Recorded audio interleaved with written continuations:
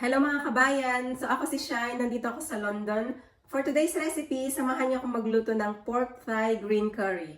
Tara, magluto tayo! For our ingredients ay gagamit tayo ng 1/2 kilo of pork belly, coconut palm sugar, green thigh curry paste, patis, coconut milk, basil, beans, and eggplant. First ay mag-iinit tayo ng 2 tablespoons of oil. Kapag mainit na yung mantika, ay ilalagay na natin yung ating green curry paste. Gisahin lang natin ito. After that, ilalagay na natin ang ating pork belly.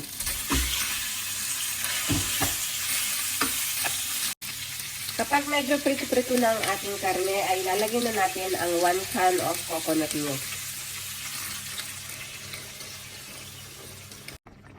Takpan natin and let it simmer for 20 minutes in low heat.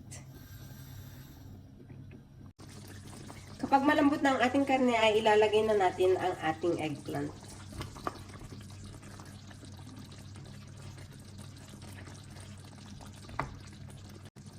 And then let it simmer for another 5 to 10 minutes.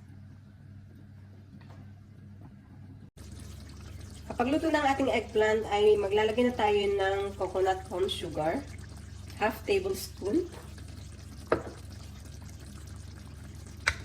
At maglalagay tayo ng 2 tablespoons of patis.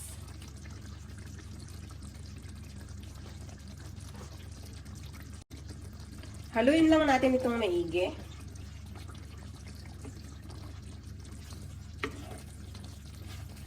Ilalagay na natin ang ating beans.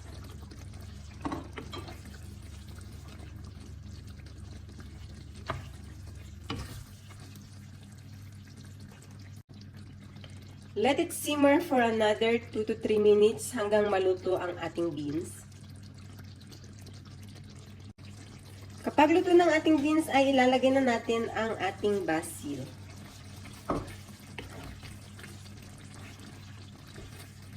Patayin na natin yung apoy. And this is ready to serve. Pwede nyo i-serve ito with jasmine rice or pinakulo na vermicelli noodles. At talaga namang ito ay napakasarap. Luto na ang ating Thai pork green curry. Please don't forget to subscribe for more recipes. Thank you for watching!